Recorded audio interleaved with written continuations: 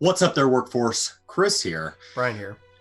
And it's time to talk about something going on with Destiny 2. It's just a topic that kind of popped up in our Discord. It's starting to pop up in some comments. I assume that a lot of people feel this way, especially if this is their first time to get hands-on with Destiny. Maybe they played Destiny 1, but really with Destiny 2, now that they're kind of inviting the world into their universe, now that Bungie's on their own, and it's that they're starting you at level 750. They're not starting you down at the bottom. If you jump in today, you're being given this base level gear that then you will build on from there. Right. In fact, they actually upvoted everybody to that same level. So no matter what, if you played just even a smidge back in year one and you returned, we're all 750 right to start. So that's where this conversation begins. And like with everything, we'd love to know what your thoughts are on our opinion and anything in the comments below. So Chris, what do you think? 750. It's an interesting design decision.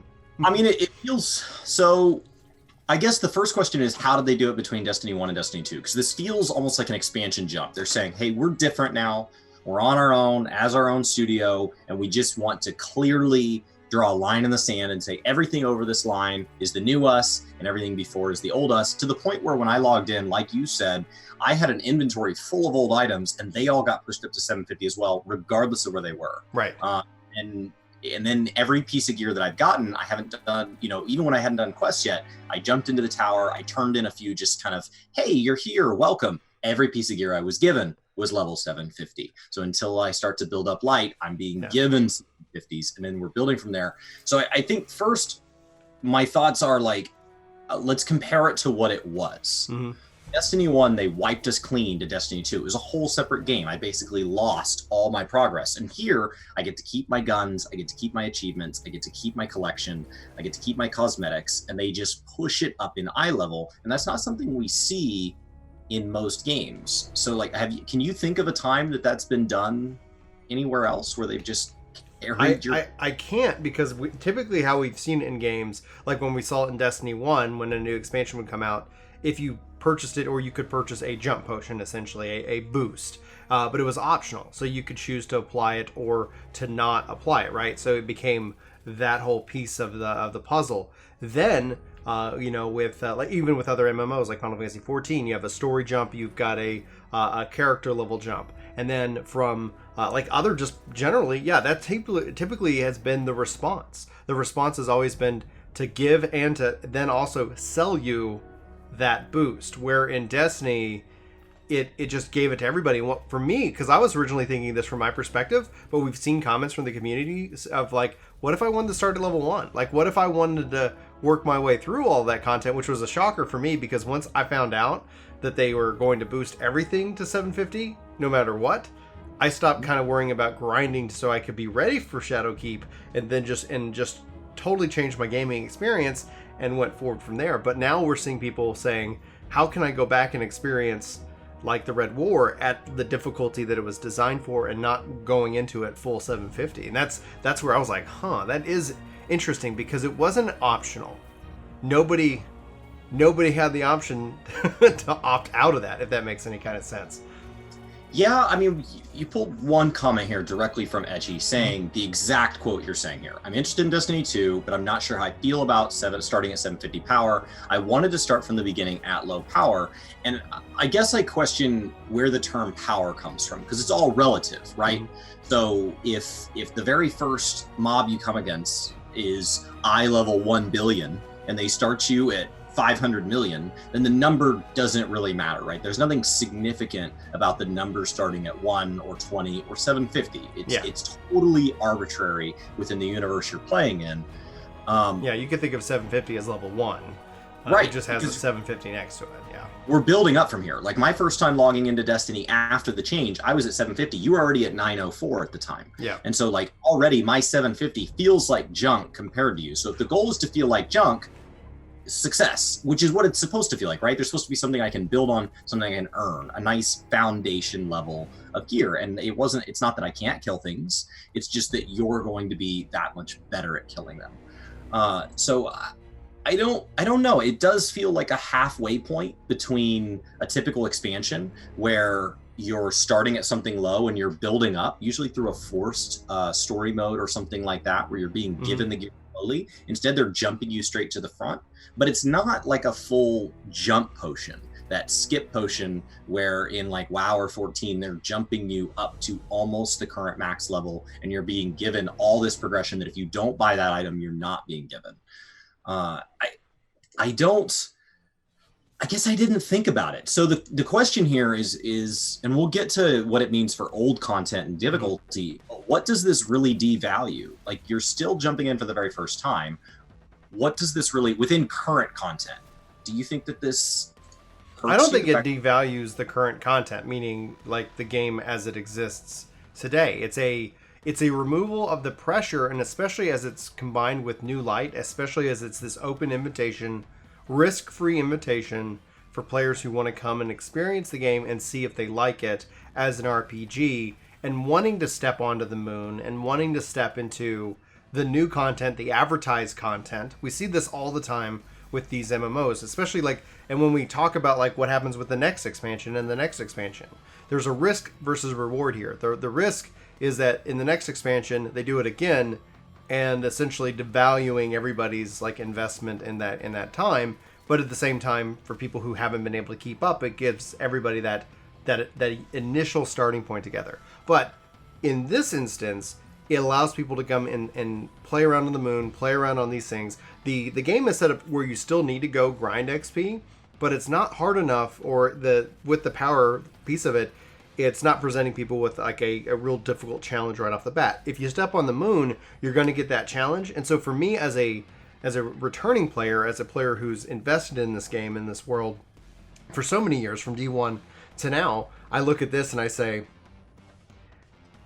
wow, I never thought of it from that perspective. Because for me, I was like, this is such a relief of pressure to not have to sit here and come back and have to try to, like, I want to get to the moon. I want to see this new stuff. I want to see if Destiny is worth it for me. I wish now, though, like having read some of the comments, and we're only highlighting one here, but I wish now there was some kind of option to do that as a part of the previous content. I wish that maybe when it logged you in, you had like that token to say, everything you own is going to be $750, and then we'll go forward from there. But that's just where I've kind of fallen, because seeing people who want to experience that and then maybe making that kind of a choice earlier on. Gosh, it's such a hard choice. You got to think that the devs at Bungie probably agonized over what to do about this, because it's the RPG power creep. Because the Destiny game now, with New Light, with Shadowkeep, with the season pass, you have unlimited cap power. Like, you can go and you can level an XP and grind as much as you want and get as strong as you want, and it will reset the next season. It's a whole different kind of progress. It's a whole different kind of system that came before it, where you had levels and power. Now you just have power, and you have your seasonal rank and your artifact rank. This is where I want to know more about what people think of the comments below, right? Because it's, at first I started off saying like, this is great. I'm not actually negative on it at all, but I just like, I'm now thinking like, man, it would have been, how difficult would it have been to make that an option? Well, so I think there's a question in the core concept of the game. Before, it was a lot closer to like a WoW or a Final Fantasy, right? And so there was this gear progression. There were catch-up mechanics for old content up to within, let's say, 5 or 10% of the current content. Then that last 5 or 10, you have to do it manually, but that's a moving scale. So if you let it slide by, it'll become easy, all the way up till you get to the very front edge of content. And then it's very difficult. And so as long as you're current, it doesn't devalue your experience as a new player, even though you know that what you've worked so hard to get will be given out much easier later on to new players while you're already working on the next thing. And so that's not really a problem in my mind. That's the typical formula. This is a lot closer to something like a Diablo, but the way Diablo works historically is like, you've had, if you think back to like Diablo 2, is you've had this ladder character, right? And you play on the ladder, and then when the ladder ends, you have the option to keep playing that character in this kind of alternative mode, this mode you're kind of describing, where you can go back, you can play things at whatever difficulty, but really the purpose of it there has always been to play at a level that you can't get to within a standard season. But here they're saying, what if we could just reset all the eye levels and we could bring you season to season to season to season? So you have kind of a hybrid between a Diablo ladder season, as far as your eye level goes, but a traditional character progression like a WoW or 14, where all your items are getting pushed up to the new expansion base level at the beginning, and then you're building from there. Mm-hmm. The collection system, in addition to this, makes that incredibly intriguing. Yeah, it does. So where do they go from here, though? Because let's say they are they going to if in a year with the next expansion, if everything gets boosted up, is this going to be something year over year that we see, and is that a good thing or a bad thing in your mind? I honestly, for me, as somebody who can't play like a streamer and play 100% of the game all the time, always online, where you're at cap, I can see how the boost can feel like a devalue, but at the same time, it can mean that, maybe if you just didn't get on board with Shadowkeep, come around with the next expansion next year, and we'll have, and you'll have another opportunity to jump in and more. What are your thoughts? I kind of think there's something neat to if they just reset you to 70 every certain number of months or whatever, or 750, and you just keep back down to 750, and then you keep going up there, but you're building your collection out. So kind of think of it like having your armory bonus in Final Fantasy XIV, but you're getting it from yourself. So every expansion, you're not totally starting fresh, because it's a shooter. It doesn't really need to have the same progression as a game where you're calculating spell damage and stuff. At the end of the day, a boss in Destiny is largely based around the bullet sponge concept, as opposed to more a Final Fantasy-esque. It's a shooter. First and foremost, it's a shooter. So I think it's a neat idea. It, in my mind, will be directly compared with the level squish concept that we're starting to see around in MMOs that have been around too long, where you're trying to design something. It used to be, let's just design cool content. But what happened is we started having games that lasted decades. And all of a sudden, power creep, a little bit of power creep every few years was kind of cool, kind of fun. And then a decade of it became this enormous problem. It could be something that avoids power creep. It could be something that it's no, you get to keep your legendary guns, right? You've unlocked them. There will be some new legendary guns, but they're going to drop back down to this base eye level. So you're going to have to go farm up new content to upgrade those guns in eye level, or find new ones, or find new versions of the existing guns. Yeah, the seasonal model and how they've got it set up is really going to be interesting to watch, to see ultimately if it's brought together. So to those that really want to hit that lower level, honestly, I say I don't think it's going to matter that much, because the gameplay mechanics are the gameplay mechanics. It's all about that perspective. The power level, especially earlier on, even if it was lower, it might give you more of a challenge, or it could end up turning you off of the game to while you're learning and you're mastering it. And then they do have heroic versions. The game does have plenty of currently difficult content to kind of go and dive in. Ultimately, I think that I don't know if we'll see this anytime soon, but it'd be an interesting solution to be able to sit here and say, an item sync, a power sync. I want to go run this content optionally and here are the parameters. Put me down at a 120, put me down at this, and let me challenge these things the way that maybe they were designed for back in the day. And that also presumes that they haven't gone in and tweaked all of it. They completely changed the sandbox of this game. We've been running 0 hour, and there have been people who have been able to clear that at 600 back in the day, because but they ended up changing how buffs stack and how all these things stack for numbers and damage. So it ends up being a challenge, even while we have a group that currently has a range from 750 to 900, currently running that one mission, right? So, oh gosh, it's such an interesting topic, and that's why I leave the question to you guys watching the video. What do you think about this? What do you think about the long-termness of it? Ultimately, I think it's a good case study, because if this is successful, maybe not everybody's going to enjoy it. You never get 100% of everybody. But ultimately, if this is a solution, this is a solution to kind of somewhat prevent that power creep, that seasonal power leveling model, while putting everybody at a base. So look at how it says 750 by your name. You can think of that as 1 right now, because that's the new starting point, and everything else is all about the collection game in that regards. That's just kind of where I fall on it.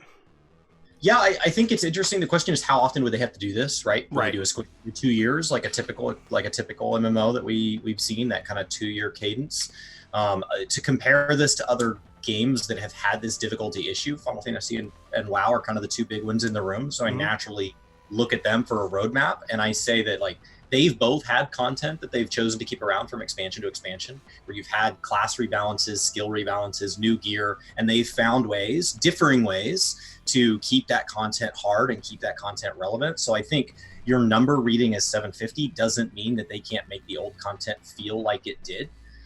Especially in a game where your core mechanics is gunplay. One of the issues in WoW 14 is you have a rotation. So when the rotation changes, the old content can inherently be affected by that. But here, the rotation is keep hitting them with bullets. So like that stays largely the same from one expansion to the next. So I think they're in a really good spot on it, but I can understand the frustration, especially if either A, you were at the top of the curve and now you feel like all these people are being handed 750s that just had the same number of items as you, but they weren't as leveled up as you. Mm-hmm. And I can also feel frustration from those more completionists that are like, you know what, I'm finally getting around to Destiny 2. I'm ready to start it from the beginning.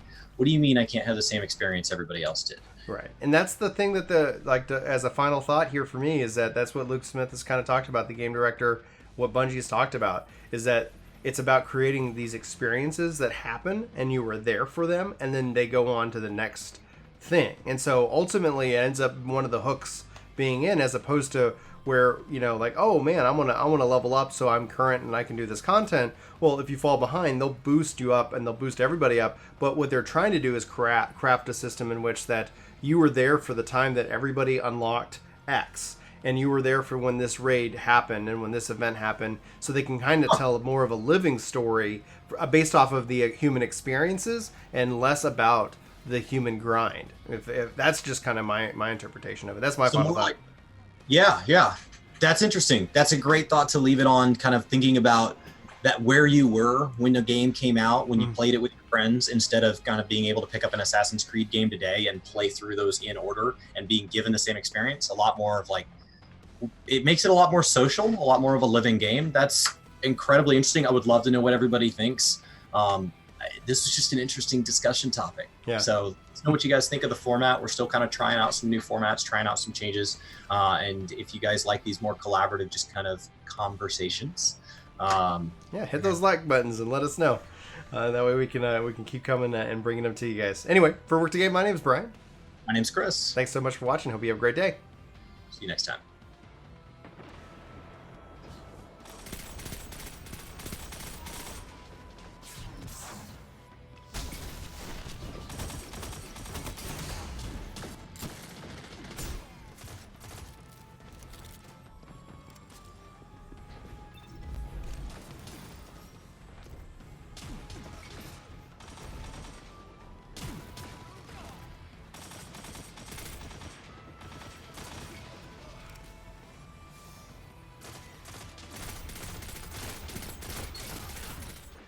Enemy can't kill if they're dead.